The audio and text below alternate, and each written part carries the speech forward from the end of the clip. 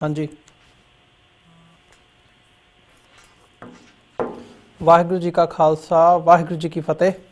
अमरीका दे विच spectrum RCN ते Shava TV, Canada दे विच बैल cable network राहीं ते world wide global CPN roku जादू TV 84 दी ऑनलाइन स्ट्रीमिंग या फिर फेसबुक राहीं साडे नाल जुड़े हुए सारे दर्शकों का मैं अमरवीर सिंह अज दे प्रोग्राम विच तहे दिलों स्वागत करदा। व्यूअर्स, मीडिया रिपोर्टां अनुसार लुधियाना पुलिस वालों बीते शनिवार राज सिंह सैना ਅਤੇ ਮਨਜਿੰਦਰ ਸਿੰਘ ਹੁਸੈਨपुर नाम ਦੇ दो ਸਿੱਖਾਂ ਨੂੰ ਘਰੋਂ ਵਿੱਚੋਂ ਚੁੱਕ ਲਿਆ ਗਿਆ ਸੀ ਅਤੇ ਇੱਕ ਨੂੰ ਬੀਤੀ ਦੇਰ ਛੱਡ ਦੇਣ ਤੋਂ ਬਾਅਦ ਇੱਕ ਸਿੰਘ ਤੇ ਅਸਲਾ ਐਕਟ ਅਤੇ ਗੈਰ ਕਾਨੂੰਨੀ ਗਤੀਵਿਧੀਆਂ ਰੋਕੂ ਐਕਟ ਤਹਿਤ ਕੇਸ ਦਰਜ ਕੀਤਾ ਗਿਆ ਹੈ। ਇਹਨਾਂ ਸਿੰਘਾਂ ਦੇ ਵਕੀਲ ਸਰਦਾਰ ਜਸਪਾਲ ਸਿੰਘ ਮੰਝਪੁਰ ਮੁਤਾਬਕ ਇਹਨਾਂ ਨੂੰ ਝੂਠੇ ਕੇਸ ਵਿੱਚ ਫਸਾਇਆ ਗਿਆ ਹੈ। इस पिछे की कारण हो सकता है अते ये पूरा मामला की है, इस बारे जानने लई वधेरे जानकारी लई अते कुछ होर मुद्दों ते गलबात लई अज दे शो विच असीं लुधियाना तो एडवोकेट सरदार जसपाल सिंह मंझपुर नाल गलबात करांगे जो साडे नाल फोन लाइन ते जुड़ चुके ने। आओ अज दी विचार चर्चा की शुरुआत करदे हां। हाँ जी मंझपुर साहब, वाहिगुरू जी का खालसा वाहिगुरू जी की फतेह। वाहिगुरू जी का खालसा वाहिगुरू जी की फतेह जी। ਤੁਹਾਡਾ ਸਵਾਗਤ ਹੈ ਮੰਝਪੁਰ ਸਾਹਿਬ ਅੱਜ ਦੇ ਸ਼ੋਅ ਦੇ ਵਿੱਚ।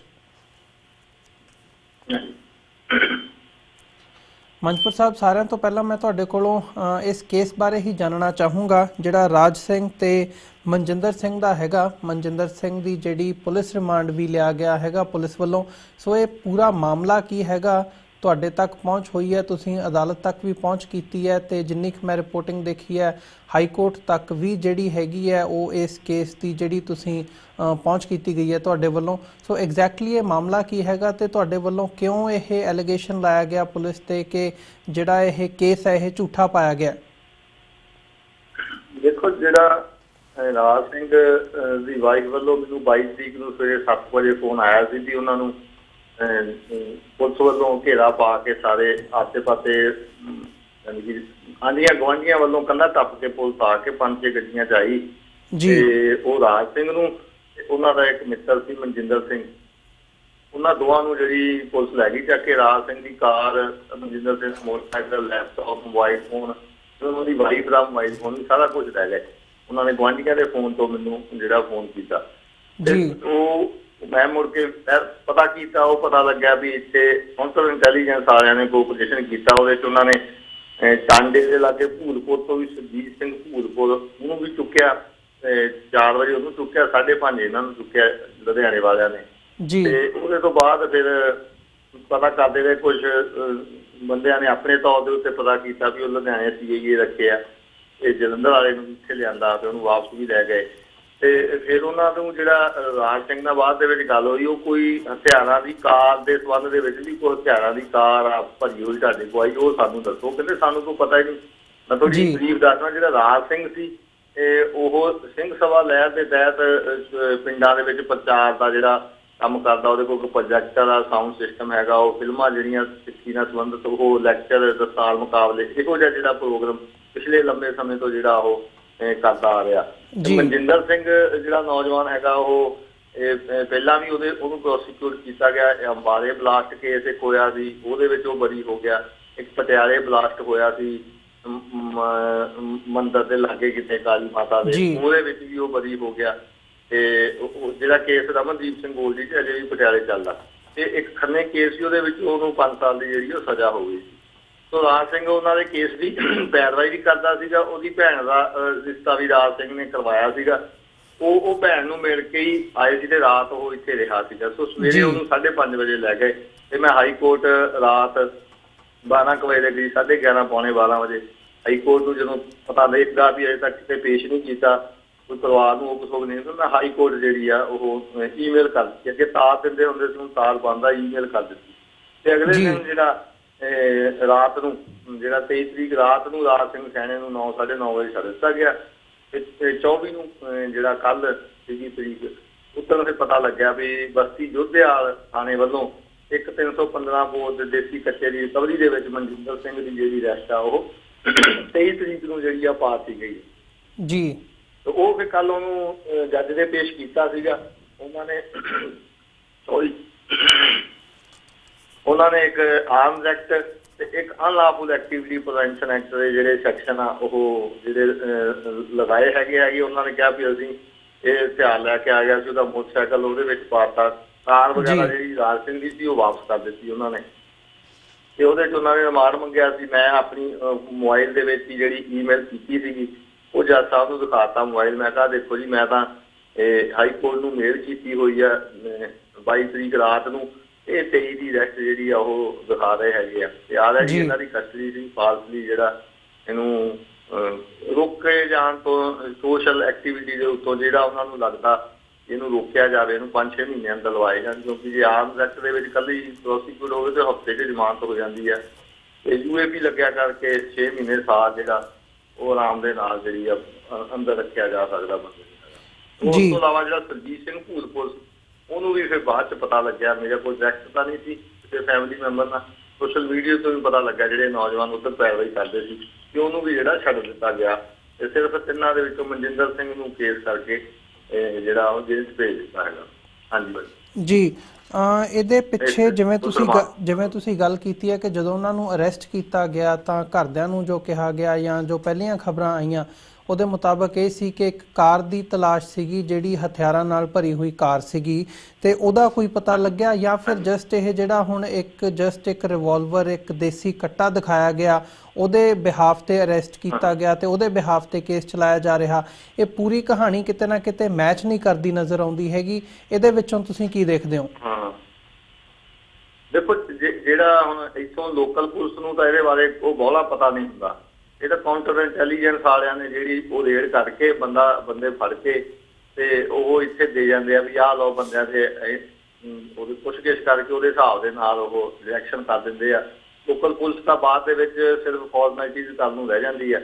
ਇਹ ਯਾਨੀ ਜੋ ਜਿਹੜੇ ਸਪੈਸ਼ਲ ਸੈੱਲ ਜਾਂ ਇੱਦਾਂ ਦੇ ਬਣਾਏ ਹੋਏ ਆ ਉਹ ਆਪਣੇ ਲੈਵਲ ਦੇ ਉੱਤੇ ਕਾਰਵਾਈ ਕਰਕੇ ਸਾਰੇ ਜਿੱਥੇ ਜੀ ਕਰਦਾ ਉੱਥੋਂ ਉਹਨਾਂ ਨੂੰ ਬੰਦਾ ਫੜ ਕੇ, ਜਿਸ ਤਰ੍ਹਾਂ ਇਨਪੁਟਸ ਹੁੰਦੀਆਂ ਇੰਟੈਲੀਜੈਂਸ ਦੀਆਂ, ਮੈਂ ਵੀ ਸਮਝ ਸਕਦਾ ਜਿਹੜੇ ਸਿਆਸੀ ਤੌਰ ਤੇ ਜਾਂ ਸਮਾਜਿਕ ਤੌਰ ਦੇ ਉੱਤੇ ਸਰਗਰਮ ਨੌਜਵਾਨ ਦਿਸਦੇ ਆ ਜਾਂ ਜਿਹਨਾਂ ਉਹਨਾਂ ਨੂੰ ਪਤਾ ਹੁੰਦਾ ਕਿ ਇਹ ਬੰਦੇ ਕੱਲ੍ਹ ਨੂੰ ਕਿਸੇ ਨਾ ਕਿਸੇ ਪਾਸੇ ਨੂੰ ਵਾਇਲੈਂਸ ਵੱਲ ਨੂੰ ਨਾ ਚਲੇ ਜਾਣ ਜਾਂ ਉੱਧਰ ਨੂੰ ਵੀ ਕੋਈ ਕਾਰਵਾਈ ਕਰ ਸਕਦੇ ਜਜ਼ਬਾਤੀ ਆ, ਤੇ ਉਹਨਾਂ ਨੂੰ ਟੇਸ ਆਊਟ ਕਰਕੇ ਉਹ ਫੜ ਕੇ ਤੇ ਲੋਕਲ ਪੁਲਿਸ ਨੂੰ ਦੇ ਦਿੰਦੇ ਆ ਵੀ ਹਾਂ ਇਹਨੂੰ ਥੋੜਾ ਡਰਾ ਧਮਕਾ ਕੇ ਛੱਡ ਦਿਓ। ਜਾਂ ਵਸੂਲੀਆਂ ਦੀ ਜਿਹੜੀ ਆ ਗੱਲ ਉਹ ਵੀ ਸਾਹਮਣੇ ਆਉਂਦੀ ਆ। ਹੁਣ NDPS ਦੇ ਕੇਸਾਂ ਦੇ ਵਿੱਚ ਵੀ ਜਿਹੜੇ ਖੜਗੂਵਾਲ ਦੇ ਟਾਈਮ ਪੁਲਿਸ ਦੇ ਅਫਸਰਾਂ ਦੇ ਮੂੰਹ ਨੂੰ ਲਹੂ ਲੱਗਾ ਸੀ, ਕਾਂਗਰਸ ਦੀ ਸਰਕਾਰ ਆਉਣ ਕਰਕੇ ਉਹਨਾਂ ਦੇ ਫੇਰ ਹੱਥ ਖੁੱਲੇ ਆ। ਉਹਨਾਂ ਨੇ ਫੇਰ ਬੁੱਲਾਂ ਦੇ ਜੀ ਮਾਰੀ ਆ ਲਹੂ ਪੀਣ ਵਾਸਤੇ, ਤੇ ਉਹ ਫਿਰ ਵਸੂਲੀਆਂ ਵੀ ਜਿਹੜੀ ਆ ਉਹ ਕਰਦੇ ਆ ਵੀ ਹਾਂਜੀ ਇੰਨੇ ਪੈਸੇ ਦੇ ਦਿਓ ਤੇ ਬੰਦਾ ਛੱਡ ਦਾਂਗੇ। ਉਹ NDPS ਦੇ ਕੇਸ ਤੇ ਇਹਨਾਂ ਕੇਸਾਂ ਦੇ ਸੰਬੰਧ 'ਚ ਵੀ ਖਬਰ ਮਿਲੀ ਆ ਵੀ ਇਹਨਾਂ ਕੇਸਾਂ ਦੇ ਸੰਬੰਧ ਵੀ ਕਿਤੇ ਨਾ ਕਿਤੇ ਪੁਲਿਸ ਦੀ ਜਿਹੜੀ ਉਹ ਭੁੱਖ ਹੈਗੀ ਪਿੱਛੇ ਵੀ ਹਾਂ ਪੈਸੇ ਲਓ ਤੇ ਬੰਦਾ ਛੱਡ ਦਿਓ। ਖੜਗੂਵਾਲ ਦੇ ਟਾਈਮ ਦੀ ਜਿਹੜੀ ਗੱਲ ਉਹੋ ਜਿਹੀਆਂ ਵੀ ਗੱਲਾਂ ਸਾਹਮਣੇ ਆਉਂਦੀਆਂ ਜਾਂ ਉਹਨਾਂ ਨੂੰ ਕਹਿੰਦੇ ਵੀ ਅਸੀਂ ਕੇਸ ਪਾ ਦਾਂਗੇ ਤੁਹਾਡੇ ਉੱਤੇ ਸਾਲ ਖਰਾਬ ਹੋ ਜਾਊਗਾ। ਖਾਸ ਤੌਰ ਤੇ ਜਿਹੜੇ NRI ਦੇ ਜਿਹੜੇ ਪਿਛਲੇ ਸਮੇਂ ਦੌਰਾਨ ਕੇਸ ਪਏ ਆ ਜਾਂ ਜਿਹੜੇ ਹੁਣ ਬੰਦੇ ਪੁੱਛਗਿੱਛ ਲਈ ਸੱਦੇ ਸੀਗੇ ਉਹਨਾਂ ਦੇ ਵਿੱਚੋਂ ਬਹੁਤਿਆਂ ਕੋਲੋਂ ਜਿਹੜੇ ਆ ਉਹ ਇੱਦਾਂ ਦੀਆਂ ਪੈਸੇ ਲੈ ਕੇ ਉਹ ਬੰਦੇ ਵੀ ਨਹੀਂ ਫਿਰ ਡਿਸਕਲੋਜ਼ ਕਰਦੇ। ਉਸ ਵੇਲੇ ਦਾ ਕੀ ਡਿਸਕਲੋਜ਼ ਕਰਨਾ, ਪਰ ਫਿਰ ਵੀ ਵਿੱਚੋਂ ਛੋਟੇ ਅਧਿਕਾਰੀਆਂ ਕਰਮਚਾਰੀਆਂ ਦੇ ਰਾਹੀਂ ਇਹ ਗੱਲ ਆਉਂਦੀ ਆ ਵੀ ਪੈਸੇ ਦੇ ਲੈਣ ਦੇਣ ਕਰਕੇ ਫਿਰ ਜਿਹੜੀ ਆ ਉਹ ਇਹਨਾਂ ਨੂੰ ਛੱਡ ਦਿੱਤਾ ਜਾਂਦਾ ਬੰਦਾ। ਜੀ ਮੰਜਪੁਰ ਸਾਹਿਬ, ਇਹਦੇ ਚੋਂ ਕੋਈ ਵੱਡਾ ਪਲਾਟ ਵੀ ਨਜ਼ਰ ਆਉਂਦਾ ਹੈਗਾ ਵੀ ਸਿੱਖ ਜਿਹੜੇ ਨੌਜਵਾਨ ਹੈਗੇ ਆ ਉਹਨਾਂ ਨੂੰ ਟਾਰਗੇਟ ਕਰਨ ਦਾ ਕੋਈ ਵੈਲ ਪਲੈਨਡ ਤਰੀਕਾ ਹੋਵੇ ਜਾਂ ਕੁਝ ਹੋਰ ਹੋਵੇ? ਜਿਵੇਂ ਤੁਸੀਂ ਸਾਰੀ ਇਹ ਗੱਲਬਾਤ ਦੱਸ ਰਹੇ ਹੋ ਉਹ ਜਿਹੜਾ ਮਤਲਬ ਕੋਈ ਪ੍ਰੋਪਰਲੀ ਜਿਹੜੀ ਹੈਗੀ ਇਨਵੈਸਟੀਗੇਸ਼ਨ ਨਹੀਂ ਹੋ ਰਹੀ ਜਾਂ ਕੀ ਮਸਲਾ ਕੀ ਹੈਗਾ ਇਹ? ਦੇਖੋ ਇਹਦੇ ਵਿੱਚ ਤਾਂ ਜਿਵੇਂ ਸਟੇਟ ਦੀ ਪਾਲਿਸੀ ਹੋਈ ਰਹੀ ਆ ਘੱਟ ਗਿਣਤੀਆਂ ਨੂੰ ਯਾਨੀ ਕਿ ਭਾਵੇਂ ਓਪਨਲੀ ਤੌਰ ਦੇ ਉੱਤੇ ਜਿਹੜੀ ਸੈਂਟਰ ਦੀ ਗੌਰਮੈਂਟ ਹੈਗੀ ਉਹ ਸਿੱਖਾਂ ਦੇ ਖਿਲਾਫ ਉਸ ਤਰ੍ਹਾਂ ਨਹੀਂ ਹੈਗੀ। ਪਲੋਸਨ ਦੀ ਨੀਤੀ ਚੱਲਦੀ ਆ ਮੁਸਲਮਾਨਾਂ ਦੇ ਤੇ ਹੋਰਨਾਂ ਦੇ ਖਿਲਾਫ ਜਿਹੜੀ ਓਪਨਲੀ ਚੱਲ ਰਹੀ ਆ। ਪਰ ਸਿੱਖਾਂ ਦੇ ਵੀ ਇੱਕ ਉਸ ਵਰਗ ਦੇ ਖਿਲਾਫ ਜਿਹੜਾ ਉਹਨਾਂ ਨੂੰ ਲੱਗਦਾ ਵੀ ਸਾਡੇ ਪੰਜਾਬੀ 'ਚ ਕਹਿ ਲਓ ਲੱਤ ਥੱਲੇ ਨਹੀਂ ਲੰਘੂਗਾ, ਉਹਨਾਂ ਨੂੰ ਜਿਹੜਾ ਉਸ ਵਰਗ ਨੂੰ ਜਿਹੜਾ ਉਹ ਤੰਗ ਪਰੇਸ਼ਾਨ ਕਰਨਾ ਜਾਂ ਉਹਨਾਂ ਨੂੰ ਪ੍ਰੋਸੀਕਿਊਟ ਕਰਨਾ ਜਾਂ ਹੋ ਸਕਦਾ ਗਾਂ ਐਲੀਮੀਨੇਸ਼ਨ ਕਰਨ ਦੀ ਵੀ ਗੱਲ ਚੱਲੇ, ਜਿਵੇਂ ਗੈਂਗਵਾਰ ਦੇ ਵਿੱਚ ਵੀ ਹੈ ਤਾਂ ਉਹ ਨੌਜਵਾਨ ਪੰਜਾਬ ਦੇ ਹੀ ਆ, ਉਹਨਾਂ ਨੂੰ ਕੈਟਾਗਰਾਈਜ਼ ਕਰ ਦਿੱਤਾ ਗਿਆ ਵੀ ਹਾਂ A ਗ੍ਰੇਡ ਇਹ ਹੈਗੇ ਆ ਕ੍ਰਿਮੀਨਲ, ਇਹ B ਗ੍ਰੇਡ ਹੈਗੇ, C ਗ੍ਰੇਡ ਹੈਗੇ, C ਗ੍ਰੇਡ ਨੂੰ ਸਮਝਾਉਣ ਦੀ ਨੀਤੀ ਅਪਣਾਈ ਜਾਊਗੀ, B ਗ੍ਰੇਡ ਨੂੰ ਥੋੜ੍ਹੀ ਉਹਨਾਂ ਨੂੰ ਰਿਆਇਤ ਦਿੱਤੀ ਜਾਊਗੀ, A ਗ੍ਰੇਡ ਵਾਲਿਆਂ ਦੇ ਜਿਹੜੇ ਆ ਵੀ ਉਹ ਖਿਲਾਫ ਚੱਲ ਇਹੋ ਜਿਹੀ ਜਿਹੜੀ ਕੈਟਾਗਰਾਈਜ਼ ਕ੍ਰਿਮੀਨਲ ਦੀ ਕਰਕੇ ਤੇ ਫਿਰ ਸਪੈਸ਼ਲ ਟੀਮਾਂ ਬਣਾ ਕੇ ਤੇ ਉਹ ਸਪੈਸ਼ਲ ਟੀਮਾਂ ਫਿਰ ਕਿਸ ਤਰ੍ਹਾਂ ਜਿਨ੍ਹਾਂ ਨੂੰ ਵੱਧ ਅਧਿਕਾਰ ਜਦੋਂ ਵੀ ਪੰਜਾਬ ਪੁਲਿਸ ਨੂੰ ਮਿਲਿਆ ਤਾਂ ਉਹਦੀ ਦੁਰਵਰਤੋਂ ਜਿਹੜੀ ਆ ਉਹ ਜ਼ਿਆਦਾ ਸਾਹਮਣੇ ਆਈ ਆ ਵੀ ਨਜਾਇਜ਼ ਕੇਸ ਪਾਉਣੇ, ਜਿਸ ਤਰ੍ਹਾਂ ਮਨਜਿੰਦਰ ਸਿੰਘ ਤੇ ਪਾਇਆ, ਜਾਂ ਵਸੂਲੀਆਂ ਕਰ ਕਰਕੇ ਬੰਦਿਆਂ ਨੂੰ ਛੱਡਣਾ, ਮੋਟੀਆਂ ਰਕਮਾਂ ਲੈਣੀਆਂ, ਜਿਹੜੀ ਭ੍ਰਿਸ਼ਟਾਚਾਰ ਨੂੰ ਇਹਦੇ ਨਾਲ ਜਿਹੜਾ ਉਹ ਵਾਧਾ ਹੀ ਹੋਣ ਦੇ ਜਿਹੜੀ ਗੱਲ ਸਾਹਮਣੇ ਆਉਂਦੀ ਹੈ। ਸੋ ਪਾਲਿਸੀ ਸਰਕਾਰ ਦੀ ਹੋਰ ਤਰ੍ਹਾਂ ਦੀ ਹੁੰਦੀ ਹੈ ਤੇ ਸਿੱਖਾਂ ਦੇ ਖਿਲਾਫ ਤਾਂ ਹੈਗੀ ਆ, ਜਿਹੜਾ ਆਜ਼ਾਦੀ ਦੀ ਗੱਲ ਜਾਂ ਖਾਲਿਸਤਾਨ ਦੀ ਗੱਲ ਹਥਿਆਰ ਦੇ ਨਾਲ ਸੋਚਣ ਦੀ ਵੀ ਗੱਲ ਕਰਦੇ ਆ ਉਹ, ਜਾਂ ਕਿਤੇ ਬਹੁਤਾ ਜੋ ਮੋਬਾਈਲ ਫੋਨ ਇਲੈਕਟ੍ਰੋਨਿਕ ਦੇ ਵਿੱਚ ਨੌਜਵਾਨ ਜਜ਼ਬਾਤੀ ਹੋ ਕੇ ਇੱਕ ਦੂਜੇ ਨੂੰ ਜਿਹੜੇ ਆ WhatsApp ਮੈਸੇਜ ਜਾਂ Facebook ਤੇ ਕਰਦੇ ਆ ਵੀ ਹਾਂ ਚੱਕ ਦਿਆਂਗੇ, ਸਿੱਖਾਂ ਨੂੰ ਖੜੇ ਹੋਣਾ ਚਾਹੀਦਾ, ਉਹ ਫਿਰ ਆਇਡੈਂਟੀਫਾਈ ਕਰਕੇ ਏਜੰਸੀ ਤੇ ਉਹਨਾਂ ਦੇ ਖਿਲਾਫ ਫਿਰ ਉਹਨਾਂ ਦੇ ਮਗਰ ਪੈਂਦੀ ਹੈ, ਜਿੱਥੇ ਮਾੜਾ ਮੋਟਾ ਕੋ ਉਹਨਾਂ ਨੂੰ ਲੱਗਦਾ ਵੀ ਕਾਬੂ ਆਉਂਦਾ ਤੇ ਉਹਨਾਂ ਦੇ ਉੱਤੇ ਇਸ ਤਰ੍ਹਾਂ ਝੂਠੇ ਕੇਸ ਅੱਗੇ ਵੀ ਪਾਏ ਜਾਂਦੇ ਰਹੇ ਆ। ਇੱਕ ਪਿਛਲੀ ਸਰਕਾਰ ਦੇ ਟਾਈਮ ਵੀ ਹੁਣ ਵੀ ਜਿਹੜਾ ਰੈਗੂਲਰ ਉਸੇ ਤਰ੍ਹਾਂ ਜਿਹੜੀ ਆ ਚੱਲ ਰਹੀ, ਹੋਰ ਤਦ ਤਿੱਖੇ ਕਰਨ ਦੀਆਂ ਜਿਹੜੀਆਂ ਕਨਸੂਆਂ ਉਹ ਮਿਲ ਰਹੀਆਂ। ਜੀ ਬਿਲਕੁਲ ਮੰਜਪੁਰ ਸਾਹਿਬ, ਅਸੀਂ ਵੀ ਸਾਡੇ ਵਿਊਅਰਸ ਦੇ ਲਈ ਵੀ ਇਹ ਦੱਸ ਦਈਏ ਕਿ ਇੱਦਾਂ ਦੇ ਜਿਹੜੇ ਕੇਸਿਸ ਹੈਗੇ ਉਹਨਾਂ 'ਤੇ ਕੋਸ਼ਿਸ਼ ਕਰਾਂਗੇ ਕਿ ਜਿੰਨੀ ਵੱਧ ਤੋਂ ਵੱਧ ਜਾਣਕਾਰੀ ਹੈਗੀ ਆ ਉਹ ਸਾਡੇ ਦਰਸ਼ਕਾਂ ਤੱਕ ਪਹੁੰਚਾ ਸਕੀਏ। ਇਸੇ ਦੇ ਨਾਲ ਮੰਜਪੁਰ ਸਾਹਿਬ, ਜਿਵੇਂ ਤੁਸੀਂ ਵਿੱਚ ਦੀ ਇਸ 'ਤੇ ਮੈਂਸ਼ਨ ਕਰਦਿਆਂ ਗੈਂਗ ਵਾਰਸ ਦੀ ਗੱਲ ਕੀਤੀ ਸੀਗੀ, ਤਾਂ ਪਿਛਲੇ ਸਮੇਂ ਦਾ ਜਦੋਂ ਉਹ ਦੇਖਦੇ ਹਾਂ ਤਾਂ ਤਕਰੀਬਨ ਜੇ ਮੀਡੀਆ ਰਿਪੋਰਟਸ ਨੂੰ ਐਨਾਲਾਈਜ਼ ਕੀਤਾ ਜਾਵੇ ਤਾਂ 15 ਸਾਲ ਦਾ ਸਮਾਂ ਦੱਸਦੇ ਆ ਜਦੋਂ ਤੋਂ ਇਹ ਗੈਂਗ ਵਾਰਸ ਐਕਟਿਵ ਹੋਈਆਂ ਨੇ ਤੇ ਗੈਂਗਸ ਐਕਟਿਵ ਹੋਈਆਂ ਨੇ ਐਕਚੁਅਲੀ। ਤੇ ਪਿਛਲੇ ਸਮੇਂ ਦੇ ਵਿੱਚ ਪੰਜਾਬ ਦੇ DGP ਦਾ ਵੀ ਬਿਆਨ ਸੀਗਾ ਕਿ ਤਕਰੀਬਨ ਲਗਭਗ 50 ਗੈਂਗਸ ਹੈਗੀਆਂ ਨੇ ਪੰਜਾਬ ਦੇ ਵਿੱਚ ਜਿਹੜੀਆਂ ਇਸ ਵੇਲੇ ਐਕਟਿਵ ਨੇ। ਤੇ ਇਹਦੇ ਹਵਾਲੇ ਨਾਲ ਜਿਹੜੀਆਂ ਪਿਛਲੇ 2-4 ਦਿਨਾਂ ਦੇ ਵਿੱਚ ਗਤੀਵਿਧੀਆਂ ਪੰਜਾਬ ਦੇ ਵਿੱਚ ਚੱਲ ਰਹੀਆਂ ਨੇ ਤੇ ਹੁਣ ਜਿਹੜੀ ਕੈਪਟਨ ਸਰਕਾਰ ਹੈਗੀ ਹੈ ਨਵੀਂ ਬਣੀ ਹੋਈ, ਉਹਨਾਂ ਵੱਲੋਂ ਵੀ ਇਹ ਜਿਹੜੀ ਇਹਨਾਂ ਤੇ ਕਾਰਵਾਈ ਕਰਦਿਆਂ ਨਵੀਆਂ ਟੀਮਸ ਬਣਾਉਣ ਦੀ ਗੱਲ ਚੱਲ ਰਹੀ ਹੈ। ਇਹ ਗੈਂਗਸ ਨੂੰ ਟਾਰਗੇਟ ਕੀਤਾ ਜਾ ਰਿਹਾ ਹੈ ਜਾਂ ਕਿਤੇ ਨਾ ਕਿਤੇ ਇਹਨੂੰ ਸਿੱਖ ਹਲਕਿਆਂ ਦੇ ਵਿੱਚ ਇਹ ਵੀ ਇਸ ਹਿਸਾਬ ਨਾਲ ਵੀ ਦੇਖਿਆ ਜਾ ਰਿਹਾ ਹੈ ਵੀ ਇਹ ਜਿਹੜੀ ਸਿੱਖ ਸੰਘਰਸ਼ ਹੈਗਾ ਉਹਨੂੰ ਦਬਾਉਣ ਦੇ ਲਈ ਕਿਤੇ ਨਾ ਕਿਤੇ ਜਿਹੜਾ ਐਕਸਟਰਾ ਜੁਡੀਸ਼ੀਅਲ ਕਿਲਿੰਗਸ ਦਾ ਹੈਗਾ ਉਹਦੇ ਲਈ ਵੀ ਰਾਹ ਪੱਧਰਾ ਕੀਤਾ ਜਾ ਰਿਹਾ ਹੈ। ਦੇਖੋ, ਜਿਵੇਂ ਜੇ ਆਪਾਂ ਪਿਛਲੇ ਸਮੇਂ 'ਚ ਜਾਈਏ, ਖਾੜਕੂਵਾਦ ਦੇ ਟਾਈਮ ਜਾਈਏ, ਉਦੋਂ ਵੀ ਕੁਝ ਮੁਕਾਬਲੇ ਜਿਹੜੇ ਆ ਉਹ ਸੱਚੇ ਹੁੰਦੇ ਸੀ, ਜਿੱਥੇ ਸਿੱਧਾ ਮੁਕਾਬਲਾ ਹੁੰਦਾ ਸੀ। ਬਹੁਤੇ ਮੁਕਾਬਲੇ ਫਿਰ ਝੂਠੇ ਪੁਲਿਸ ਮੁਕਾਬਲੇ ਜਿਹਨਾਂ ਨੂੰ ਕਿਹਾ ਜਾਂਦਾ ਸੀ ਕਿ ਨੌਜਵਾਨਾਂ ਨੂੰ ਫੜ ਕੇ ਮਾਰਿਆ ਜਾਂਦਾ ਸੀ, ਉਹ 'ਚ ਕੁਝ ਖਾੜਕੂ ਵੀ ਹੋ ਸਕਦੇ ਸੀ, ਕੁਝ ਜਿਹੜੇ ਨਜਾਇਜ਼ ਵੀ ਜਿਹੜੇ ਆ ਬਹੁਤੇ ਜਿਹੜੇ ਨਜਾਇਜ਼ ਆ ਉਹ ਮਾਰੇ ਜਾਂਦੇ ਸੀ। ਉਹਦਾ ਗੈਂਗਾਂ ਦਾ ਸਮਾਲ ਹੈਗਾ। ਮੈਂ ਸਮਝਦਾ, ਜਿਸ ਤਰ੍ਹਾਂ ਮੇਰੀ ਜਾਣਕਾਰੀ ਹੈਗੀ, ਬਹੁਤੇ ਗੈਂਗ ਜਿਹੜੇ ਹੈਗੇ ਆ ਉਹ ਪੁਲਿਸ ਦੇ ਅਫਸਰਾਂ ਦੇ ਆਪਣੇ ਹੀ ਬਣਾਏ ਹੋਏ ਨੇ। ਉਹਨਾਂ ਨੇ ਆਪਣੇ ਇਲੀਗਲ ਕੰਮ ਕਰਾਉਣ ਦੇ ਵਾਸਤੇ ਜਿਹੜੇ ਆ ਵੱਡੇ ਪੁਲਿਸ ਅਫਸਰ ਜਿਹੜੇ ਖਾੜਕੂਵਾਦ ਦੇ ਟਾਈਮ ਉਹਨਾਂ ਦੇ ਨਾਲ ਸੰਬੰਧਿਤ ਉਹ ਕਿਸੇ ਨਾ ਕਿਸੇ ਨੂੰ ਸ਼ਾਇਦ ਦੇ ਕੇ ਜਿਵੇਂ ਮਹਾਰਾਸ਼ਟਰ ਦੇ ਵਿੱਚ ਵੀ ਜਿਹੜੀ ਆ ਉਹ ਗੈਂਗ ਆ ਜਾਂ ਹੋਰ ਸਟੇਟਾਂ ਦੇ ਵਿੱਚ ਹੀ ਆ, ਉਸ ਤਰਜ਼ ਦੇ ਉੱਤੇ ਹੀ ਪੰਜਾਬ ਦੇ ਵਿੱਚ ਇਹ ਜਿਹੜੇ ਗੈਂਗ ਪੁਲਿਸ ਵਾਲਿਆਂ ਦੀ ਸ਼ਹਿ ਦੇ ਨਾਲ ਵੀ ਕਿਸੇ DSP ਨੇ, ਕਿਸੇ SP ਨੇ, ਕਿਸੇ ਹੋਰ ਅਫਸਰ ਨੇ ਕਿਸੇ ਨੂੰ ਸ਼ਹਿ ਦੇ ਦਿੱਤੀ, ਜਦੋਂ ਫਿਰ ਉਹਦੇ ਤੋਂ ਬਾਅਦ ਜਾਂਦਾ ਦਿਸਦਾ ਉਹ ਦੂਜੇ ਉਹਦੇ ਖਿਲਾਫ ਦੂਜੇ ਨੂੰ ਖੜਾ ਕਰ ਦਿੰਦਾ। ਜਿਸ ਤਰ੍ਹਾਂ ਆਮ ਤੌਰ ਦੇ ਉੱਤੇ ਜਿਹੜੀ ਇੱਥੇ ਬਾਲੀਵੁੱਡ ਦੇ ਵਿੱਚ ਫਿਲਮਾਂ ਵੀ ਬਣਦੀਆਂ ਕਿ ਪੁਲਿਸ ਵਾਲੇ ਕਿਵੇਂ ਗੈਂਗਾਂ ਨੂੰ ਆਪਣੇ ਨਾਲ ਰਲਾ ਕੇ ਚਲਾਉਂਦੇ, ਕਿਉਂਕਿ ਸਿਆਸੀ ਲੋਕਾਂ ਦੀ ਵੀ ਉਹ ਇੱਕ ਤਰ੍ਹਾਂ ਦੀ ਲੋੜ ਹੁੰਦੀ ਹੈਗੀ। ਪਰ ਜੇ ਸਾਰੇ ਕਾਸੇ ਦਾ ਓਵਰਆਲ ਰਿਵਿਊ ਕਰੀਏ ਤਾਂ ਹੈ ਤਾਂ ਇਹ ਪੰਜਾਬ ਦੇ ਨੌਜਵਾਨ ਹੀ ਬਹੁਤੇ ਇਹਨਾਂ ਵਿੱਚੋਂ ਸਿੱਖ ਪਰਿਵਾਰਾਂ ਦੇ ਚੰਗੇ ਘਰਾਂ ਦੇ ਵਿੱਚੋਂ ਜਿਹੜੇ ਨੌਜਵਾਨ ਉਹ ਹੈਗੇ ਆ। ਕਈਆਂ ਨੂੰ ਜਾਣਦਾ ਉਹ ਨਸ਼ਾ ਤੱਕ ਵੀ ਜਿਹੜਾ ਨਹੀਂ ਕਰਦੇ ਹੈਗੇ, ਸਿਰਫ ਉਹਨਾਂ ਦੇ ਵਿੱਚ ਇੱਕ ਅਣਖ ਦੀ ਖਾਤਰ ਜਾਂ ਉਹਨਾਂ ਨੇ ਅਲੜ ਉਮਰ ਦੇ ਵਿੱਚ ਉਹਨਾਂ ਨੇ ਕੋਈ ਛੋਟਾ ਮੋਟਾ ਕ੍ਰਾਈਮ ਕੀਤਾ, ਫਿਰ ਉਹ ਪੁਲਿਸ ਵਾਲੇ ਨੇ ਸ਼ਹਿ ਦੇ ਦਿੱਤੀ, ਫਿਰ ਉਹਨਾਂ ਦੇ ਨਾਲ ਲਿੰਕਅਪ ਹੋ ਗਏ, ਫਿਰ ਦੂਜੇ ਨੂੰ ਸ਼ਹਿ ਦੇ ਕੇ ਉਹਨੂੰ ਮਰਵਾਤਾ, ਇੱਕ ਫਰੈਸ਼ ਜਿਹੜਾ ਗੈਂਗ ਖੜਾ ਕਰਤਾ। ਹੈ ਤਾਂ ਇਹ ਪੁਲਿਸ ਦੀ ਧੜੇਬੰਦੀ ਦੇ ਵਿੱਚੋਂ ਉਪਜੇ ਹੋਏ ਇਹ ਗੈਂਗ ਹੀ ਕਹਿ ਸਕਦੇ, ਪਰ ਓਵਰਆਲ ਨੁਕਸਾਨ ਜਿਹੜਾ ਹੋਇਆ ਉਹ ਸਿੱਖ ਨੌਜਵਾਨਾਂ ਦਾ ਹੋ ਰਿਹਾ। ਹੁਣ ਜਿਵੇਂ ਸਪੈਸ਼ਲ ਐਕਟ ਮਕੋਕਾ ਮਹਾਰਾਸ਼ਟਰ ਦੇ ਵਿੱਚ ਆ, ਪਿਛਲੀ ਪੰਜਾਬ ਸਰਕਾਰ ਨੇ ਮਕੋਕਾ ਬਣਾਉਣ ਦੀ ਗੱਲ ਕੀਤੀ ਸੀ, ਕੱਲ ਕੈਪਟਨ ਨੇ ਵੀ ਗੱਲ ਕੀਤੀ ਕਿ ਅਸੀਂ ਸਪੈਸ਼ਲ ਐਕਟ ਜਿਹੜਾ ਉਹ ਇਹਨਾਂ ਗੈਂਗਸ ਵਾਸਤੇ ਜਿਹੜਾ ਬਣਾਵਾਂਗੇ। ਉਹਨਾਂ ਦੇ ਵਿੱਚ ਸਪੈਸ਼ਲ ਸਿਕਿਉਰਿਟੀ ਜ਼ੋਨ ਜੇਲ੍ਹਾਂ ਦੇ ਵਿੱਚ ਬਣਾਤੇ ਆ।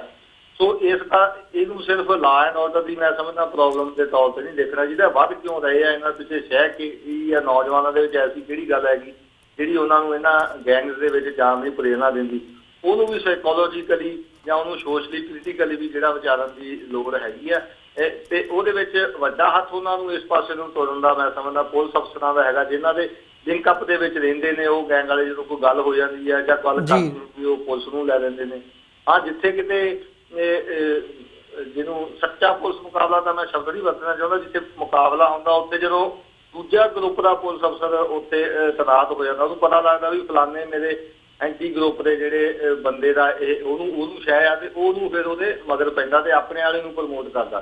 ਸੋ ਸਾਰਾ ਇੱਕ ਸਰਕਲ ਜਿਹੜਾ ਹੈਗਾ ਇੰਟਰਕਨੈਕਟਡ ਕਹਿ ਸਕਦੇ, ਪੁਲਿਸ, ਪੋਲੀਟੀਕਲ ਤੇ ਗੈਂਗਸ ਤੇ ਕੁਛ ਇਹ ਵੀ ਹੋ ਸਕਦਾ ਕੁਛ ਬੰਦੇ ਨੌਜਵਾਨ ਦੇ ਵਿੱਚੋਂ ਗੈਂਗਸ ਨਾਲ ਸੰਬੰਧਿਤ ਜਦੋਂ ਕਿਸੇ ਤਰ੍ਹਾਂ ਕਿਸੇ ਖਾੜਕੂ ਗਰੁੱਪਾਂ ਨਾਲ ਜਾਂ ਆਜ਼ਾਦੀ ਦੀ ਸੋਚ ਰੱਖਣ ਵਾਲੇ ਨੇ ਨਾਲ ਸੰਪਰਕ 'ਚ ਆਉਂਦੇ ਆ ਤੇ ਉਹਨਾਂ ਨੂੰ ਉੱਧਰ ਵੀ ਪ੍ਰੇਰਨਾ ਦਿੰਦੇ ਆ ਵੀ ਨਹੀਂ ਭਾਈ ਤੁਸੀਂ ਕਿਹੜੇ ਕੰਮਾਂ ਨੂੰ ਪਏ ਹੋ, ਤੁਸੀਂ ਕੌਮ ਦੀ ਆਜ਼ਾਦੀ ਦੀ ਗੱਲ ਕਰੋ। ਤੇ ਉੱਧਰ ਨੂੰ ਵੀ ਕੁਝ ਨੌਜਵਾਨ ਸੋਚਣ ਲੱਗਦੇ ਨੇ, ਸਾਬਤ ਸਬੂਤ ਹੋਣ ਵੱਲ ਵੱਧਦੇ ਨੇ। ਸੋ ਇਹ ਗੱਲ ਦੀ ਜਿਹੜੀ ਦੁਬਾਰਾ ਨਹੀਂ ਹੈਗੀ ਸਟੇਟ ਨੂੰ ਵੀ ਜਿਹੜੇ ਕੋਈ ਏਦਾਂ ਖੜੇ ਤਾਂ ਵੀ ਅਸੀਂ ਕੀਤੇ ਸੀ ਗੈਂਗ ਤੇ ਇਹ ਹੁਣ ਮੁੜ ਕੇ ਖਾੜਕੂਵਾਦ ਵੱਲ ਨਾ ਚਲੇ ਜਾਣ ਕਿਤੇ। ਸੋ ਉਹਦੇ ਲਈ ਵੀ ਜਿਹੜੀ ਆ ਸਰਕਾਰਾਂ ਫਿਕਰਮੰਦ ਹੈਗੀਆਂ, ਪਰ ਓਵਰਆਲ ਉਹ ਇਹ ਸਿਸਟਮ ਬੰਦ ਹੋਵੇ, ਗੈਂਗ ਵਾਲੇ ਪਾਸੇ ਨਾ ਜਾਣ, ਇਸ ਪਾਸੇ ਨੂੰ ਸਰਕਾਰ ਦੀ ਕੋਈ ਨਹੀਂ ਹੈਗੀ ਹੈ। ਗੈਂਗ ਬਣਾਈ ਵੀ ਜਾ ਰਹੇ ਆ, ਉਹਨਾਂ ਨੂੰ ਪ੍ਰਮੋਟ ਵੀ ਕਰ ਰਹੇ ਆ, ਫਿਰ ਉਹਨਾਂ ਨੂੰ ਜਿਹੜਾ ਕਿਲਿੰਗਸ ਜਿਵੇਂ ਤੁਸੀਂ ਕਿਹਾ ਐਕਸਟਰਾ ਜੁਡੀਸ਼ੀਅਲ ਕਿਲਿੰਗ ਦੇ ਬਾਰੇ ਪਾਸੇ ਨੂੰ ਵੀ ਉਸ ਵੱਧ ਰਹੀ ਹੈ, ਕਿਉਂਕਿ ਸਾਰਾ ਮਾਹੌਲ ਇਸੇ ਤਰ੍ਹਾਂ ਹੀ ਆ ਜਿਹੜਾ ਕਾਨੂੰਨ ਦੇ ਵਿਰੋਧ ਦਾ ਜਿਹੜਾ ਦੇਸ਼ ਵਿਰੋਧੀ ਉਹਨੂੰ ਗਲਤਾਨ ਕੇ ਜਿਹਨੂੰ ਗੋਲੀ ਵੀ ਮਾਰ ਦਿੱਤੀ ਜਾਵੇ ਸਰੇਆਮ ਤਾਂ ਫਿਰ ਉਹਦੇ ਵਿੱਚ ਕੋਈ ਜਿਹੜਾ ਮਾੜਾ ਨਹੀਂ ਹੈਗਾ। ਲੋਕਾਂ ਦੀ ਜਿਹੜੀ ਚੁੱਪ ਸਹਿਮਤੀ ਉਹਨਾਂ ਦੇ ਨਾਲ ਹੋ ਜਾਂਦੀ ਹੈ। ਜਿਵੇਂ ਆਹ ਨੌਜਵਾਨਾਂ ਦੇ ਚੱਕੇ ਜਾਣ ਦਾ ਮੈਨੂੰ ਨਹੀਂ ਲੱਗਦਾ ਕਿਸੇ ਸਿੱਖ ਜਥੇਬੰਦੀ ਨੇ ਵੀ ਇਹਨਾਂ ਦੇ ਨਾਲ ਸੰਬੰਧਿਤ ਜਿਹੜੇ ਬੰਦੇ ਨੇ ਉਹਨਾਂ ਵੱਲੋਂ ਵੀ ਕੋਈ ਨੋਟਿਸ ਲਿਆ ਗਿਆ ਹੋਵੇ, ਕੋਈ ਅਖਬਾਰੀ ਬਿਆਨਬਾਜ਼ੀ ਤੱਕ ਨਹੀਂ ਕਿਸੇ ਨੇ ਕੀਤੀ। ਮੈਂ ਅਖਬਾਰ ਦੇ ਪੱਤਰਕਾਰਾਂ ਨੂੰ ਵੀ ਭੇਜਿਆ, ਉਹ ਘਰ ਦੀਆਂ ਫੋਟੋਆਂ ਵੀ ਖਿੱਚਦਾ, ਉਹਨਾਂ ਨੇ ਖਬਰ ਹੀ ਨਹੀਂ ਲਾਈ ਕਿ ਉਹ ਸਾਇਲੈਂਟ ਕਰਕੇ ਜਾਂ ਪੁਲਿਸ ਨੇ ਉਹਨਾਂ ਨੂੰ ਸਾਇਲੈਂਟ ਕਰਾਤਾ ਜਾਂ ਇਸ ਤਰ੍ਹਾਂ ਦਾ ਦਹਿਸ਼ਤ ਦਾ ਜਿਹੜਾ ਮਾਹੌਲ ਆ, ਕਿਉਂਕਿ ਕੋਈ ਮੀਡੀਆ ਖਬਰ ਵੀ ਨਹੀਂ ਲਾਈ ਉਹਨਾਂ ਦੀ ਵੀ ਹਾਂ ਇਹਨਾਂ ਨੂੰ ਚੁੱਕਿਆ ਗਿਆ। ਕਿਉਂਕਿ ਜਦੋਂ ਏਜੰਸੀ ਵੱਲੋਂ ਇਹੋ ਜਿਹੀ ਕਾਰਵਾਈ ਹੁੰਦੀ ਆ ਤਾਂ ਫਿਰ ਉਹਦੇ ਉੱਤੇ ਮੀਡੀਆ ਜਿਹੜਾ ਹੈਗਾ ਉਹ ਵੀ ਫਿਰ ਜਿਹੜੇ ਪੱਤਰਕਾਰ ਲੋਕਲ ਹੈਗੇ ਉਹ ਲੋਕਲ ਪੁਲਿਸ ਦੇ ਨਾਲ ਜਿਹੜਾ ਕਿਸੇ ਤਰ੍ਹਾਂ ਕਨੈਕਸ਼ਨ ਬਣਾ ਕੇ ਚੱਲਦੇ ਉਹ ਫਿਰ ਖਬਰ ਹੀ ਨਹੀਂ ਲਾਉਂਦੇ। ਓਵਰਆਲ ਦੇਖੀਏ ਤੇ ਪੰਜਾਬ ਦੀ ਹਾਲਾਤ ਜੇ ਤੁਸੀਂ ਨਵੀਂ ਸਰਕਾਰ 'ਚ ਕਹੋ ਤੇ ਇਸ ਪਾਸੇ ਨੂੰ ਜਿਹੜੀ ਆ ਪ੍ਰੋਬਲਮ ਵਧੀ ਆ ਤੇ ਮੈਨੂੰ ਲੱਗਦਾ ਹੋਰ ਵੀ ਆਉਂਦੇ ਦਿਨਾਂ ਨੂੰ ਜਿਹੜੀ ਵਧੇਗੀ। ਇੱਕ ਇਹਦੇ ਨਾਲ ਹੀ ਜੇ ਸਮਾਂ ਹੋਵੇ ਮੈਂ ਦੱਸ ਦੇਵਾਂ, ਬਟਾਲੇ ਦੇ ਵਿੱਚ ਜਿਹੜਾ ਨੌਜਵਾਨ ਉੱਥੇ ਜਰਮਨ ਦੇ ਵਿੱਚ ਰਹਿ ਰਿਹਾ ਉਹ ਬੀਬੀ ਦੇ ਉੱਤੇ ਪਾਤਾ ਵੀ ਉਹਦੇ ਇੱਕ ਕੋਈ ਦੀਪਕ ਕੁਮਾਰ ਸੀਗਾ, ਉਹ ਆਲਰੇਡੀ ਉਹ ਜਿਹੜੀ FIR ਅਗਸਤ 2016 ਦੀ ਕੱਟੀ ਹੋਈ ਆ। ਉਹਦੇ 'ਚ ਕਈ ਇਹੋ ਜਿਹੇ ਬੰਦਿਆਂ ਦੇ ਨਾਮ ਵੀ ਹੈਗੇ ਜਿਨ੍ਹਾਂ ਨੂੰ ਮੈਂ ਜਾਣਦਾ, ਉਹ ਤੁਰੇ ਫਿਰਦੇ ਜਰਨਲ ਉਹਨਾਂ ਦੀ ਉਹ ਹੈਗੀ ਆ ਸੋਸ਼ਲ ਜਿਹੜੀ ਆ ਉਹਨਾਂ ਦੀ ਐਕਟੀਵਿਟੀ ਹੈਗੀ ਆ। ਉਹਨਾਂ ਨੂੰ ਵੀ ਸਮਾਂ ਪਾ ਕੇ ਜਦੋਂ ਲੱਗਦਾ ਵੀ ਅਜੇ ਤੱਕ ਕੁਛ ਨਹੀਂ ਹੋਇਆ ਤਾਂ ਉਸ ਪੁਰਾਣੇ ਕੇਸ ਦੇ ਵਿੱਚ 2 ਬੰਦੇ ਹੋਰ ਫੜ ਲਓ। ਇਹਨਾਂ ਕੋਲ ਪਿਸਤੌਲ ਫੜੀ ਗਈ, ਉਹ ਨਹਿਰ 'ਚ ਸਿੱਟਣ ਚੱਲੀ ਸੀ ਅੱਗੇ, ਉਹ ਜਿਹੜੀ ਬੀਬੀ ਜਸਵਿੰਦਰ ਕੌਰ ਫੜੀ ਬਟਾਲੇ ਤੋਂ, ਮਾਤਾ ਉਹਦੀ ਸ਼ਹਿਰੀ ਸੰਧੂ ਆ ਕੋਈ ਜਰਮਨ ਦੇ ਵਿੱਚ, ਉਹ ਨਹਿਰ 'ਚ ਸੁੱਟਣ ਚੱਲੀ ਸੀ ਅਗਲਾ, ਉਹਨੂੰ ਉੱਥੇ ਫੜ ਲਿਆ। ਸੋ ਇਹੋ ਜਿਹੀਆਂ ਜਿਹੜੀਆਂ ਕਹਾਣੀਆਂ ਜਿਹੜੀਆਂ ਦੁਆਰੇ ਪੁਲਿਸ ਨੇ ਜਿਹੜੀਆਂ ਕਹਾਣੀਆਂ ਸ਼ੁਰੂ ਕੀਤੀਆਂ ਹੋਈਆਂ ਤੇ ਜੇ ਕਿਸੇ ਕੋਲ ਪਿਸਤੌਲ ਹੋਵੇ ਵੀ ਤਾਂ ਉਹਦੇ ਉੱਤੇ ਆਰਮਜ਼ ਐਕਟ ਜਿਹੜਾ ਲੱਗਦਾ। ਜਦੋਂ ਕਿਸੇ ਸਿੱਖ ਕੋਲੋਂ ਪਿਸਤੌਲ ਫੜੀ ਜਾਂਦੀ ਉੱਤੇ ਆਟੋਮੈਟਿਕਲੀ UAP ਐਕਟ ਲਾ ਕੇ ਵੀ ਇਹਨਾਂ ਨੇ ਬਾਬਾ ਮਾਰਨਾ ਸੀ, ਇਹਨਾਂ ਨੇ ਫਲਾਨਾ ਮਾਰਨਾ ਸੀ, ਇਸ ਕਰਕੇ ਅੱਤਵਾਦ ਦੀ ਗਤੀਵਿਧੀ ਸੀ। ਜੇ ਕਿਸੇ ਕੋਲ ਹੈਗਾ ਵੀ ਆ ਮੈਂ ਕਹਿੰਦਾ ਉਹਦੇ ਉੱਤੇ ਕੇਸ ਚਲਾਇਆ ਜਾਵੇ, ਆਰਮਜ਼ ਐਕਟ ਦਾ ਚਲਾਓ। ਜੇ ਉਹ ਮਾਰ ਦਿੰਦਾ ਕਿਸੇ ਨੂੰ ਫਿਰ ਉਹਦੇ ਉੱਤੇ UAP ਐਕਟ ਲਾਓ ਜੇ ਉਸ ਸੰਬੰਧਿਤ ਤਰ੍ਹਾਂ ਦੀ ਕੋਈ ਐਕਟੀਵਿਟੀ ਹੈਗੀ ਹੈ। ਸਿੱਖ ਕੋਲ ਪਿਸਤੌਲ ਫੜੀ ਜਾਵੇ ਉਹ UAP ਐਕਟ ਅੱਤਵਾਦੀ ਐਕਟ, ਕਿਸੇ ਭਈਏ ਕੋਲ ਹਿੰਦੂ ਕੋਲੋਂ ਕਿਸੇ ਹੋਰ ਕੋਲੋਂ ਫੜੀ ਜਾਵੇ ਉਹਦੇ ਉੱਤੇ ਆਰਮਜ਼ ਐਕਟ 5 ਦਿਨਾਂ ਦੇ ਵਿੱਚ ਜ਼ਮਾਨਤ ਬੰਦੇ ਦੀ ਸਿੱਖ ਦੀ 4 ਸਾਲ ਜਿਹੜੀ ਆ ਹਾਈ ਕੋਰਟ ਵੀ ਫਿਰ ਜ਼ਮਾਨਤ ਦੇਣ ਤੋਂ ਟਾਲਾ ਜਿਹੜੀ ਵੱਜਦੀ ਹੈਗੀ। ਸੋ ਇਹ ਸਾਰਾ ਜਿਹੜਾ ਸਿਸਟਮ ਜਿਹੜਾ ਚੱਲ ਰਿਹਾ ਹੈਗਾ। ਜੀ ਮੰਚਪੁਰ ਸਾਹਿਬ, ਬੜਾ ਹੀ ਇਹ ਜਿਹੜਾ law and order the situation ਆ ਤੇ ਜਿਸ ਹਿਸਾਬ ਨਾਲ ਤੁਸੀਂ ਸਰਕਾਰ ਦੀ ਮਨਸ਼ਾ ਦੱਸ ਰਹੇ ਹੋ ਕਿ ਸਾਰਾ ਹਾਲਾਂਕਿ ਜਿਹੜਾ ਐਡਮਿਨਿਸਟ੍ਰੇਸ਼ਨ ਹੈਗਾ ਉਹ ਪੁਲਿਸ ਦਾ ਹੋਵੇ ਭਾਵੇਂ ਉਹ ਸਰਕਾਰੀ ਹੋਵੇ ਤੇ ਉਹ ਗੈਂਗਸ ਦਾ ਹੋਵੇ, ਉਹ ਸਾਰਾ ਇੱਕ ਹਿਸਾਬ ਨਾਲ ਰਲ ਗੱਡ ਹੋ ਕੇ ਕੰਮ ਕਰ ਰਿਹਾ ਹੈਗਾ ਤੇ ਜਿਹੜਾ ਨੁਕਸਾਨ ਹੈ ਇਸ ਸਾਰੇ ਦੇ ਵਿੱਚ ਉਹ ਪੰਜਾਬ ਦਾ ਹੋ ਰਿਹਾ, ਪੰਜਾਬ ਦੀ ਜਿਹੜੀ ਨੌਜਵਾਨੀ ਹੈ ਉਹਦਾ ਹੋ ਰਿਹਾ। ਤੇ ਜਿੱਥੇ ਤੁਸੀਂ ਮੀਡੀਆ ਦੀ ਗੱਲ ਕੀਤੀ ਹੈ ਉਹਦੇ ਹਵਾਲੇ ਨਾਲ ਵੀ ਮੈਂ ਇੱਕ ਵਾਰੀ ਫਿਰ ਸਾਡੇ ਦਰਸ਼ਕਾਂ ਨੂੰ ਵੀ ਦੁਹਰਾਉਣਾ ਚਾਹੂੰਗਾ ਕਿ ਅਸੀਂ ਕੋਸ਼ਿਸ਼ ਕਰਾਂਗੇ ਕਿ ਇੱਦਾਂ ਦੀਆਂ ਜਿਹੜੀਆਂ ਖਬਰਾਂ ਹੁੰਦੀਆਂ ਨੇ ਉਹ ਵੱਧ ਤੋਂ ਵੱਧ ਉਹਨਾਂ ਨੂੰ ਹਾਈਲਾਈਟ ਕੀਤਾ ਜਾ ਸਕੇ ਤੇ ਵਧੇਰੇ ਜਾਣਕਾਰੀ ਜਿਹੜੀ ਹੈਗੀ ਹੈ ਉਹ ਸਾਡੇ ਦਰਸ਼ਕਾਂ ਤੱਕ ਇਸ ਸੰਬੰਧੀ ਪਹੁੰਚਦੀ ਕੀਤੀ ਜਾ ਸਕੇ। ਜਿੱਥੇ ਤੁਸੀਂ ਮੈਂਸ਼ਨ ਕੀਤਾ ਹੋਵੇ ਪੰਜਾਬ ਦੇ ਵਿੱਚ ਜਿਵੇਂ ਤੁਸੀਂ ਖਬਰਾਂ ਭੇਜੀਆਂ ਨੇ ਤਾਂ ਕਿਤੇ ਵੀ ਜਿਹੜੀ ਹੈਗੀ ਹੈ ਉਹਨੂੰ ਉਹਨਾਂ ਖਬਰਾਂ ਨੂੰ ਦਬਾਇਆ ਜਾ ਰਿਹਾ ਹੈ। ਸੋ ਅੱਜ ਦੇ ਸ਼ੋਅ ਦੇ ਵਿੱਚ ਮੰਜਪੁਰ ਸਾਹਿਬ ਮੈਂ ਤੁਹਾਡਾ ਇੱਥੇ ਧੰਨਵਾਦ ਕਰਨਾ ਚਾਹੂੰਗਾ ਕਿ ਇਸ ਸਾਰੇ ਇਸ਼ੂ ਦੇ ਉੱਪਰ ਤੁਸੀਂ ਸਾਡੇ ਨਾਲ ਵਿਚਾਰਾਂ ਦੀ ਸਾਂਝ ਪਾਈ ਹੈ ਤੇ ਜਿਹੜੇ ਇਨਸਾਈਡ ਸਟੋਰੀ ਹੈਗੀ ਹੈ ਤੁਸੀਂ ਉਸ ਬਾਰੇ ਇੱਕ ਜਿਹੜਾ ਦੂਜਾ ਪਰਸਪੈਕਟਿਵ ਹੈਗਾ ਜਿਹੜਾ ਅਖਬਾਰਾਂ ਦੇ ਵਿੱਚ ਨਹੀਂ ਦੱਸਿਆ ਜਾਂਦਾ ਜਾਂ ਨਹੀਂ ਦਿੱਤਾ ਜਾਂਦਾ ਉਹਦੇ ਬਾਰੇ ਤੁਸੀਂ ਸਾਨੂੰ ਥੋੜ੍ਹਾ ਜਿਹਾ ਜਾਣਕਾਰੀ ਦਿੱਤੀ ਹੈ। ਇਸ ਲਈ ਤੁਹਾਡਾ ਬਹੁਤ ਬਹੁਤ ਧੰਨਵਾਦ ਜੀ। ਅੱਜ ਤੁਹਾਡੇ ਕੋਲੋਂ ਇੱਥੇ ਹੀ ਇਜਾਜ਼ਤ ਚਾਹਾਂਗੇ। ਇਸ ਕੇਸ ਦੀ ਜਾਂ ਕੁਝ ਹੋਰ ਕੇਸਿਸ ਬਾਰੇ ਅਪਡੇਟਸ ਦੇ ਲਈ ਜ਼ਰੂਰ ਤੁਹਾਡੇ ਨਾਲ ਜਿਹੜੀ ਹੈਗੀ ਹੈ ਦੁਬਾਰਾ ਵਿਚਾਰਾਂ ਦੀ ਸਾਂਝ ਪਾਵਾਂਗੇ ਜੀ। ਵਾਹਿਗੁਰੂ ਜੀ ਕਾ ਖਾਲਸਾ, ਵਾਹਿਗੁਰੂ ਜੀ ਕੀ ਫਤਿਹ ਜੀ। ਵਿਊਅਰਸ, ਇਸੇ ਦੇ ਨਾਲ ਇਹ ਜਸਪਾਲ ਸਿੰਘ ਮੰਜਪੁਰ ਨਾਲ ਜਿਹੜੀ ਸਾਡੀ ਗੱਲਬਾਤ ਹੈਗੀ ਹੈ ਉਹ ਅੱਜ ਇੱਥੇ ਹੀ ਸਮਾਪਤ ਹੁੰਦੀ ਹੈ। ਤੇ ਜਾਂਦੇ ਜਾਂਦੇ ਮੈਂ ਤੁਹਾਡੇ ਚਰਨਾਂ ਦੇ ਵਿੱਚ ਵੀ ਬੇਨਤੀ ਕਰਦਿਆਂ ਕਿ TV84 ਨੂੰ ਚੱਲਦਾ ਰੱਖਣ ਦੇ ਲਈ ਸਾਨੂੰ ਤੁਹਾਡੀ ਮਾਇਕ ਸਹਾਇਤਾ ਦੀ ਲੋੜ ਹੈਗੀ ਹੈ। TV84 ਨੂੰ ਡੋਨੇਟ ਕਰਨ ਦੇ ਲਈ ਤੁਸੀਂ ਸਾਡੀ ਵੈਬਸਾਈਟ www.tv84.tv ਤੇ ਜਾ ਕੇ ਸਾਨੂੰ ਮੰਥਲੀ ਡੋਨੇਸ਼ਨਸ ਦੇ ਲਈ ਪਲੈਜ ਕਰ ਸਕਦੇ ਹੋ ਜਾਂ ਸਾਨੂੰ ਜੇ ਚੈੱਕ ਦੇ ਥਰੂ ਡੋਨੇਟ ਕਰਨਾ ਚਾਹੁੰਦੇ ਹੋ ਤਾਂ ਸਾਡਾ TV84 ਦੇ ਨਾਮ ਤੇ ਚੈੱਕ ਬਣਾ ਕੇ ਤੁਸੀਂ ਸਾਡੇ ਐਡਰੈਸ 3601 37th ਐਵਨਿਊ ਲੌਂਗ ਆਈਲੈਂਡ ਸਿਟੀ ਨਿਊਯਾਰਕ 11101 ਤੇ ਸਾਨੂੰ ਮੇਲ ਕਰ ਸਕਦੇ ਹੋ। ਇੱਕ ਵਾਰ ਮੈਂ ਦੁਬਾਰਾ ਰਿਪੀਟ ਕਰ ਦਿਆਂ, ਸਾਡੀ ਵੈਬਸਾਈਟ www.tv84.tv ਤੇ ਜਾ ਕੇ ਤੁਸੀਂ ਸਾਨੂੰ ਆਪਣੇ ਕ੍ਰੈਡਿਟ ਕਾਰਡ, ਡੈਬਿਟ ਕਾਰਡ ਜਾਂ ਪੇਪਾਲ ਦੇ ਥਰੂ ਵਨ ਟਾਈਮ ਡੋਨੇਟ ਵੀ ਕਰ ਸਕਦੇ ਹੋ ਜਾਂ ਸਾਨੂੰ ਮੰਥਲੀ ਡੋਨੇਸ਼ਨਸ ਦੇ ਲਈ ਪਲੈਜ ਵੀ ਕਰ ਸਕਦੇ ਹੋ। ਇਸੇ ਦੇ ਨਾਲ ਮੈਂ ਅੱਜ ਦੇ ਸ਼ੋਅ ਦੇ ਵਿੱਚੋਂ ਤੁਹਾਡੇ ਕੋਲੋਂ ਇੱਥੇ ਹੀ ਇਜਾਜ਼ਤ ਚਾਹੂੰਗਾ। ਕੱਲ੍ਹ ਨੂੰ ਤੁਹਾਡੇ ਨਾਲ ਫਿਰ ਮੁਲਾਕਾਤ ਹੋਵੇਗੀ ਜੀ। ਇਜਾਜ਼ਤ ਦਿਓ। ਵਾਹਿਗੁਰੂ ਜੀ ਕਾ ਖਾਲਸਾ, ਵਾਹਿਗੁਰੂ ਜੀ ਕੀ ਫਤਿਹ।